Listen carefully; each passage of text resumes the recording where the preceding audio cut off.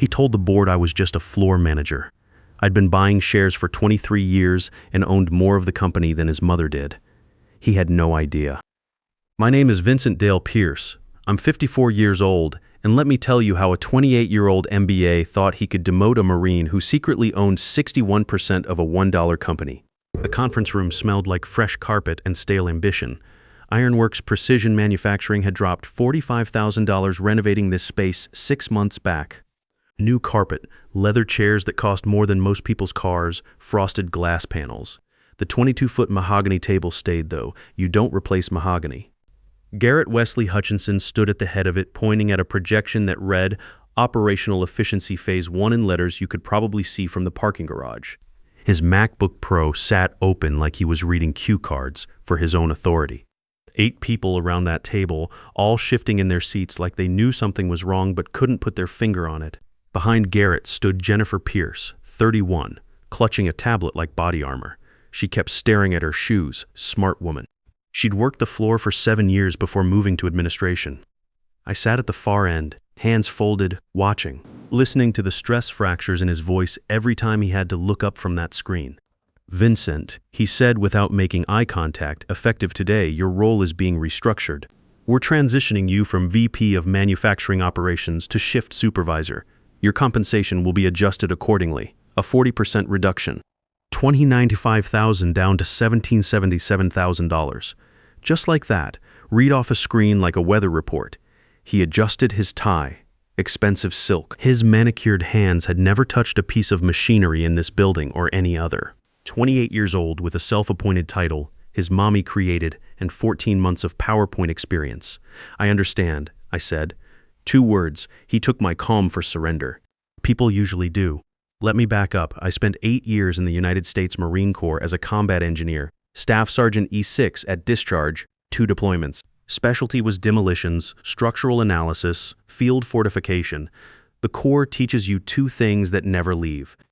First is how to stay calm when something's about to detonate. You don't rush the fuse. You read it. You count. You breathe. Second is how to read a room that doesn't know it's already lost. I walked into Ironworks 23 years ago at age 31, straight off active duty. Started on the foundry floor, same floor I just got demoted back to. Came here because a Marine buddy said they were hiring and because precision metals made sense to a man who'd spent 8 years understanding what happens to structures under pressure. Floor worker to floor supervisor in 2 years, supervisor to plant manager in 4, plant manager to VP of Manufacturing Operations 11 years back. Every promotion earned on results, not office politics, and every year, same routine. Do the work, skip the meetings, cash the bonus, buy the stock. That last part mattered more than anyone knew. My wife Rebecca Ann died 7 years ago. Ovarian cancer, 16 months from diagnosis to the end. High school chemistry teacher who remembered every student's name, and they remembered hers. The church was standing room only. I wasn't there her last week. There was a catastrophic seal failure in Foundry Line 3. If it had blown completely, we were looking at $28 million in equipment damage and 3 months lost production. I drove to the plant at 3 a.m. and didn't leave for 6 days, managed the repair personally, oversaw every weld, every pressure test, every recalibration. Saved the line, saved the production schedule, saved the company $28 million. Nobody sent flowers.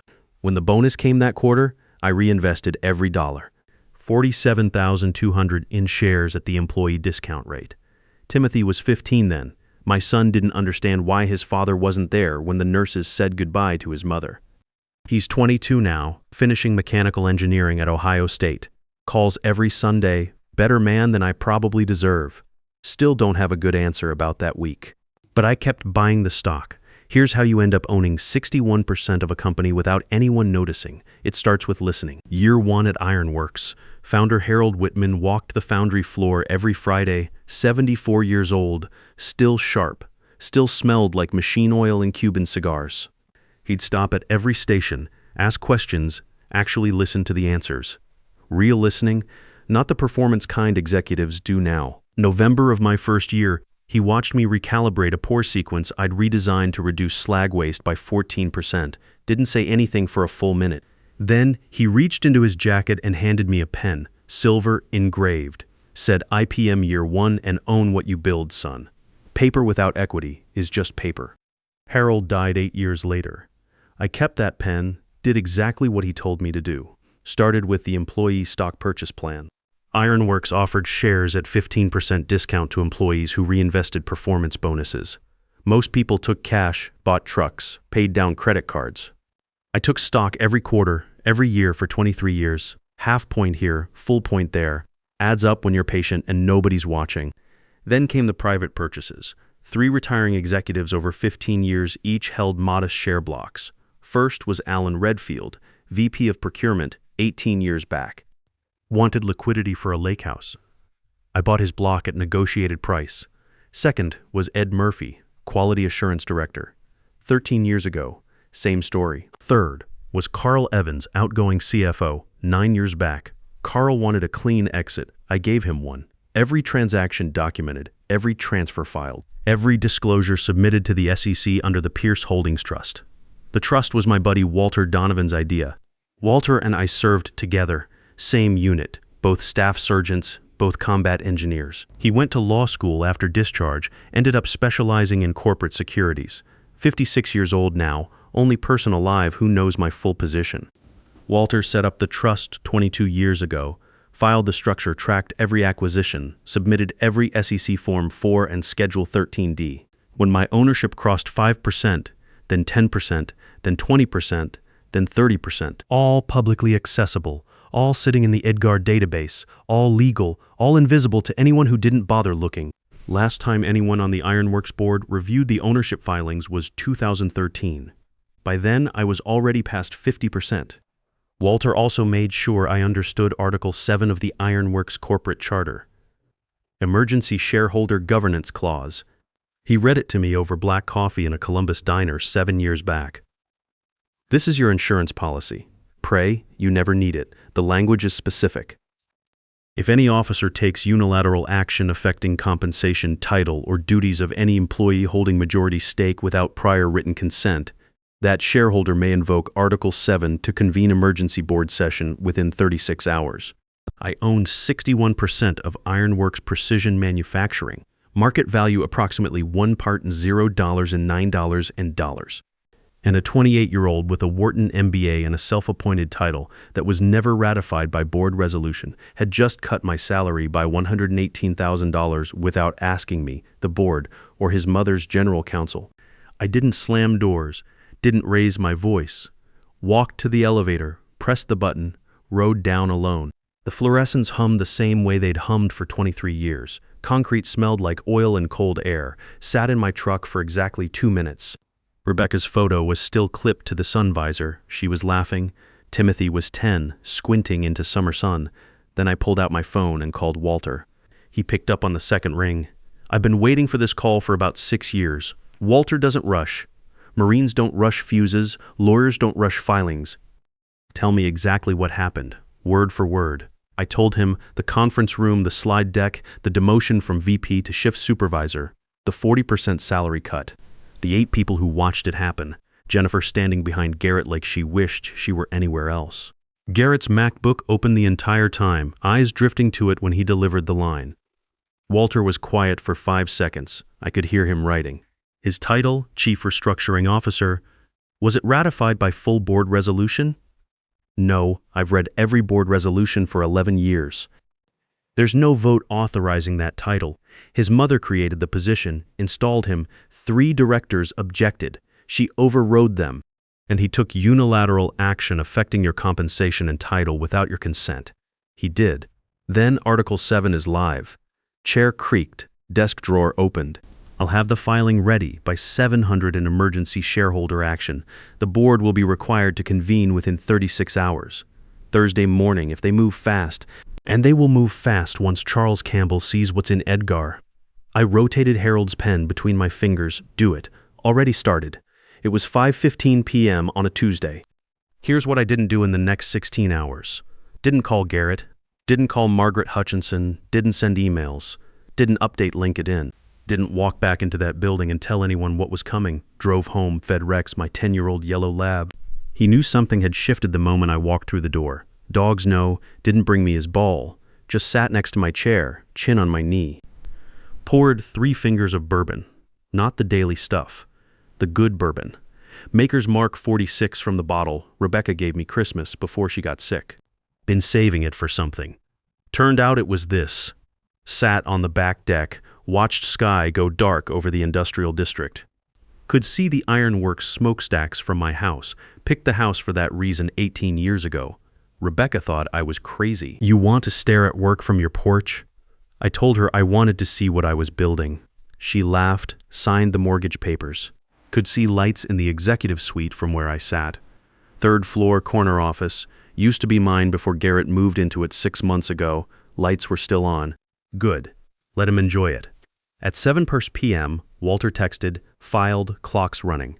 I finished the bourbon, went inside, washed the glass, set it on the rack next to the single plate from dinner. Then I went to bed, slept 7 hours straight, first time in months. While I slept, Walter's filing landed in Patricia Walsh's inbox.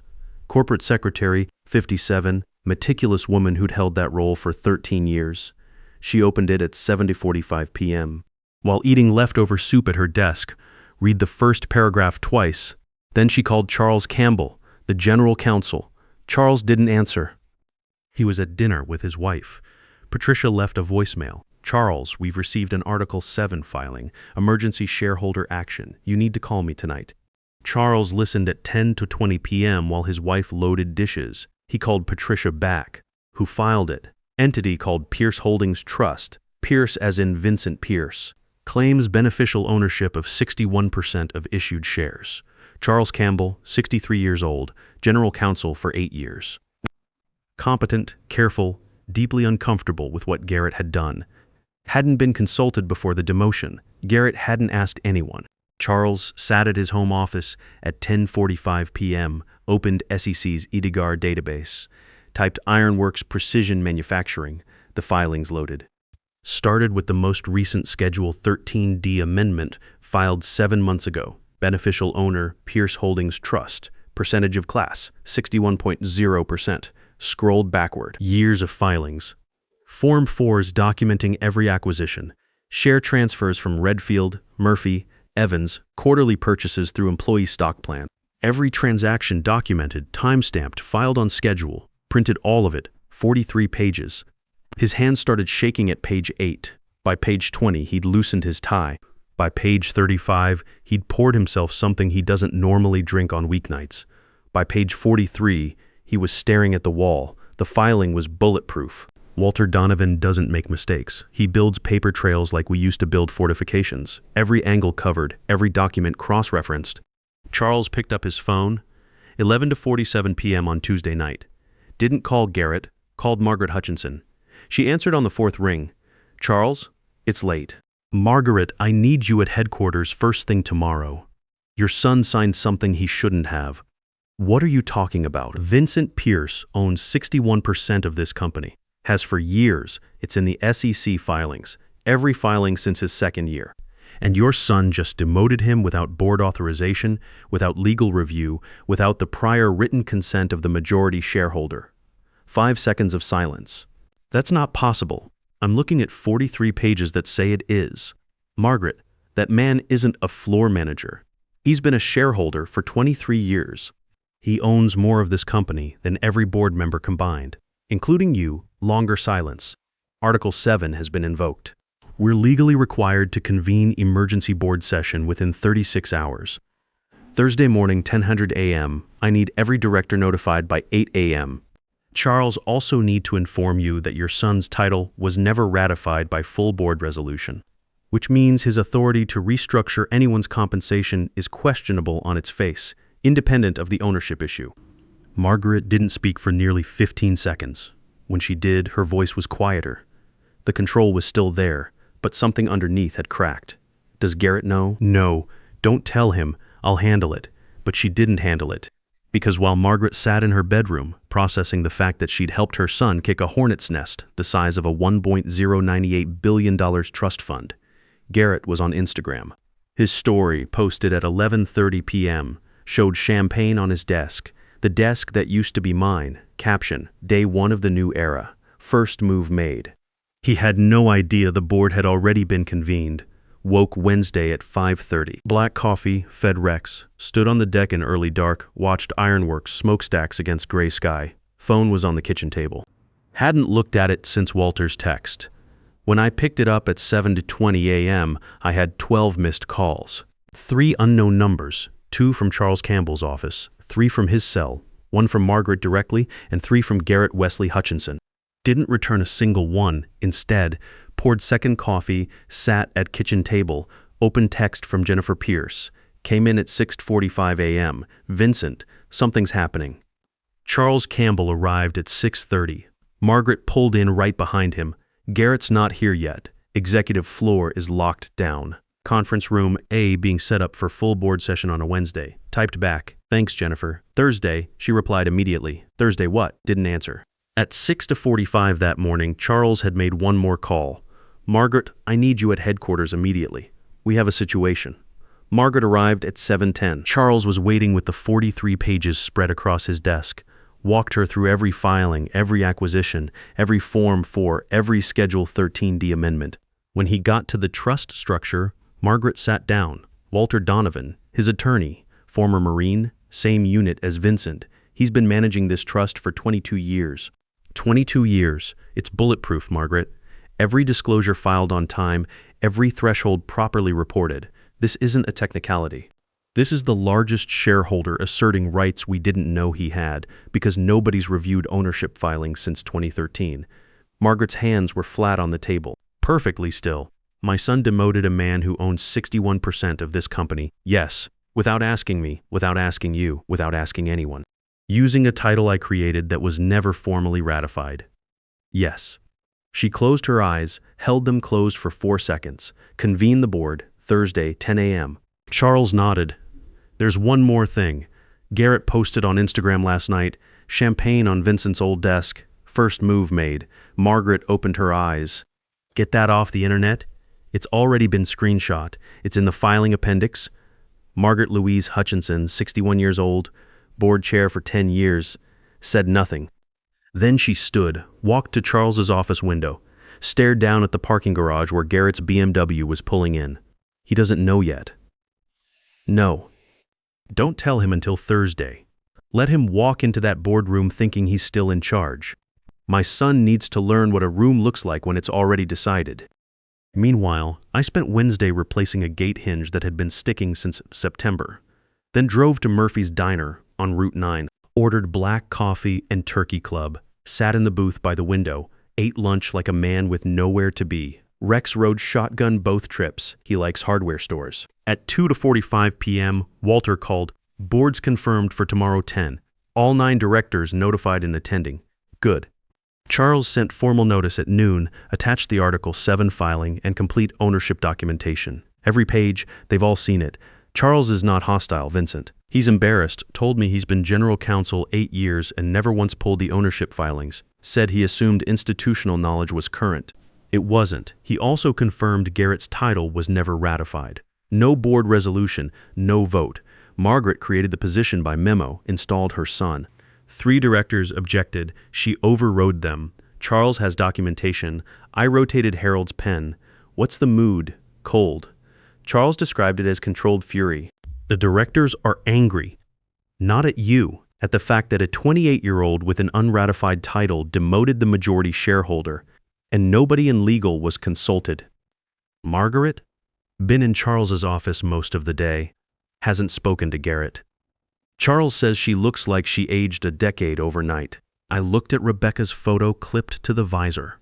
Sun was hitting it through the window at an angle that caught her laugh. I'll be there at 9:45. I'll be there at 9:30. Want to be seated when they walk in. Copy. Walter paused. Vincent, yeah, wear the good suit. Almost smiled. Copy that too.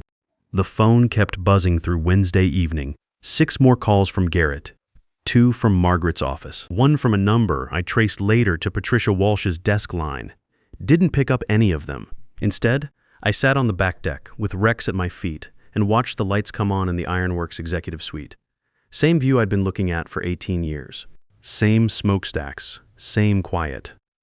But tonight felt different. Tonight felt like the calm before controlled demolition. Thursday morning, October 19th, 9:30 a.m. Put on the charcoal suit Rebecca picked 10 years ago. Said it made me look like I owned something. Navy tie, simple knot. Slipped Harold's pen into my breast pocket. The engraving caught light, IPM year 1. Drove to Ironworks, parked in the main lot, not executive garage, main lot where floor workers park. Been parking there, 23 years. Building looked same as always. Limestone and glass, smokestacks behind it. Ironworks Precision Manufacturing logo etched in stone above main entrance. Same font Harold approved in 1972. Walked through front door at 9:42. Security guard Danny Ferguson, 58, working that desk 14 years, looked up from his monitor and did something he'd never done. He stood up, Mr. Pierce. Morning, Danny, he nodded, the kind that carries weight. Walter was already in the third floor corridor outside conference room A. Navy suit, black briefcase. Same briefcase from law school. Scuffed leather, brass clasps, one bent from when he dropped it getting out of a cab in 2008. Walter doesn't replace things that work. You ready? He asked. Been ready for 6 years. Then, let's go own a boardroom. Frosted glass and mahogany doors. Same room I'd been demoted in 48 hours earlier. Same table, same chairs, same $45,000 carpet. But today was different. Today there were nameplates at every seat. 9 directors already seated, every chair occupied.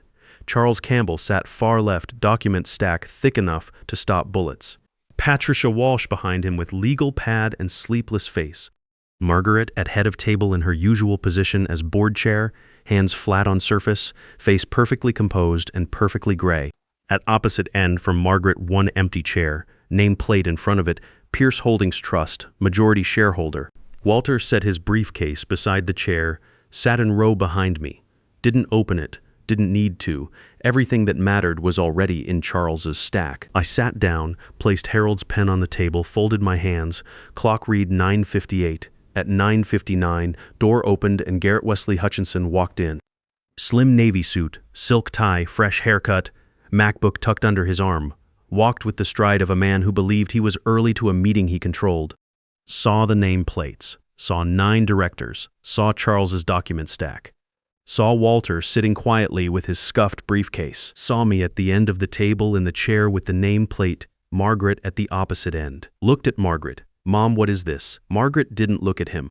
Sit down, Garrett. He didn't sit, adjusted his tie. I wasn't informed of a board session.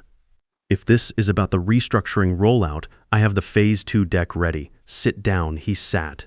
Charles Campbell stood, didn't clear his throat, didn't shuffle papers. Just stood, and the room got quiet in a way that only happens when everyone knows what's coming except the one person who should. This emergency session has been convened pursuant to Article 7 of the Ironworks Corporate Charter. The filing was submitted Tuesday evening at 7 p.m. by Pierce Holdings Trust on behalf of its sole beneficiary, Vincent Dale Pierce. The filing asserts that an officer took unilateral action affecting compensation, title, and duties of an employee holding majority stake without prior written consent. Garrett opened his MacBook, closed the laptop. Garrett, Margaret said. Voice was flat. He closed it slowly.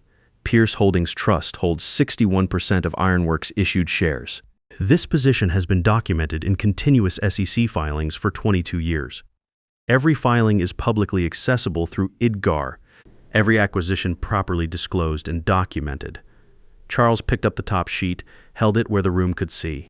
At current company valuation of $1.8 billion, Mr. Pierce's 61% stake represents approximately $1 billion in market value. One director, Dennis Harrow, who'd been on the board 6 years, leaned back and exhaled through his nose. Sandra Kane next to him closed her eyes briefly. Garrett looked at me. For the first time since I'd known him, he wasn't performing. That's not. He stopped, started again. Those filings can't be. They're bulletproof. Walter said from behind me, voice calm, level, way it was when we diffused charges in places I still can't name. Every threshold properly reported, every transfer legally executed, every disclosure filed on schedule. 22 years of immaculate documentation. I built this structure myself. Garrett looked at Margaret. Mom. Margaret's eyes stayed on the table. Additionally, Charles said the title of Chief Restructuring Officer under which Mr. Hutchinson took action was never ratified by full board resolution. It was created by executive memo without formal vote. 3 directors objected and were overridden. The 3 directors didn't move. Everyone already knew. Which means Mr. Hutchinson's authority to restructure compensation of any officer is legally questionable, independent of the ownership issue. Garrett's hands were flat on the table, manicured fingers perfectly still. Face had lost 2 shades of color. "This is a clerical issue," Garrett said. "A filing discrepancy. We can resolve this with governance review." "Garrett," Margaret's voice was quiet, final, "stop talking." He stopped. Charles looked around the table. "A motion is before the board to reverse all restructuring actions taken by Garrett Hutchinson under the unratified title and to remove Mr. Hutchinson from his position effective immediately. The motion has been submitted by the majority shareholder." He went around the table, one by one. Every director stated their vote out loud. Director Harrow, aye. Director Kane, aye. Director Paulson, aye. Director Webb, aye. Director Cross, aye. Director Murphy, aye. Director Blake, aye. Director Stevens, aye. Charles paused, looked at Margaret. Chair Hutchinson. Margaret lifted her head, looked at her son. He was staring at her with an expression I'd seen on faces of men who just realized the ground they were standing on wasn't solid. "Aye," Margaret said. 9-0. Unanimous. The motion carries. Mr. Hutchinson, your position is terminated effective immediately. Security will escort you to collect personal belongings. Access credentials will be revoked within the hour. Garrett stood up. Chair rolled backward, hit the credenza. He looked at me. "You sat there. Tuesday, you sat right there and said, 'I understand.' I looked at him. I did understand better than you." He stood for 3 more seconds. Mouth opened. Nothing came out. Door opened. Danny Ferguson walked in with second security officer. Danny's face was professionally blank, but I'd known him 14 years. Saw the corner of his mouth, just barely. Garrett looked at his mother one more time. She was staring at the table. He walked out. Danny behind him. Frosted glass doors closed. Click. Board session continued 2 more hours. Board voted unanimously to appoint me interim CEO effective immediately. Formal appointment to follow within 30 days. My compensation was restored and restructured upward for the CEO role. Within 30 days, board approved $42 million special dividend distribution. My 61% stake entitled me to $25.06 million, deposited into Pierce Holdings Trust on a Tuesday, exactly 4 weeks after I'd been told I was being demoted to shift supervisor. Margaret resigned from the board 1 week after the vote. No statement, no company email, just signed the letter, handed it to Patricia, walked out. Her 4.1% stake remains, but she'll never sit at that table again. Garrett's Instagram post, the champagne on my old desk captioned "First Move Made," is still in the filing appendix. Screenshot, timestamped, entered into legal record. His first move was his last. Jennifer Pierce was promoted to Director of Floor Operations, earned it 16 years ago. Finally had authority to make it official. Sunday after the board vote, Timothy called, right on schedule, every Sunday like clockwork. "Dad, you sound different, less like you're waiting for something." I leaned back in the chair on the back deck. Rex was lying at my feet. Ironworks smokestacks were visible against evening sky. Lights in the executive suite were on. "My lights now. Maybe I'm not. Are you going to come to the game Saturday? Engineering League softball? It's terrible. You'd love it? I'll be there." "Really? Really?" He was quiet for a second. "Good. That's really good, Dad." Hung up. Sat there a while. Rex shifted his weight against my ankle. Bourbon was on the side table. 3 fingers. Not the daily stuff, the maker's 46. Rebecca's bottle. Still enough for a few more evenings like this. Took a sip, watched sky go dark over the industrial district. Same view I'd been looking at 18 years. Same smokestacks, same work, same quiet. Garrett Hutchinson told a boardroom I was just a floor manager. He was right about one thing. I know every floor in that building. Know every furnace by number, by sound, by smell. Know every pressure threshold, every man and woman who walks through those doors at 6 a.m. and builds something real with their hands. He just didn't know I also owned the building. Sometimes power doesn't announce itself. Doesn't post champagne on Instagram or name drop Wharton in every meeting or give itself a title nobody voted on. Sometimes it just shows up every quarter, every year, half point here, full point there. For 23 years, patient, quiet, documented. And when the fuse finally reaches the charge, it doesn't make a sound until everything's already changed. If you've ever been underestimated by someone who thought your silence meant weakness, you know what I'm talking about. If you've ever watched arrogance get its comeuppance through patience and preparation, you understand why this story matters. Sometimes the loudest voice in the room isn't the one with real power.